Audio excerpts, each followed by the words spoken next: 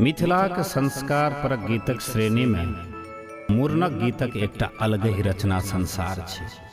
प्रायः मुरनक प्रत्येक गीत में हजमाक रूसब फूलब आ ओकरा बौआक मामी मौसी आ नहीं मानला पर नानियों के निछोर में दे बोसबाक परंपरा रहल अछि।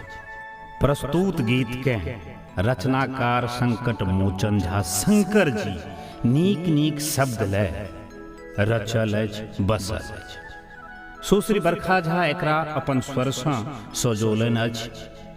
गीतक रोचकता के चौगुनित करबा में संयोजक सुनील साजन जी कनिकबो कसर नहीं छोड़ला अछि। एहि गीतक प्रसारण सोनू झा मनोज एंटरटेनमेंट के तत्वाधान में भेल अछि। तऽ आओ एहि सुंदर सन गीतक आनंद लेल जाओ।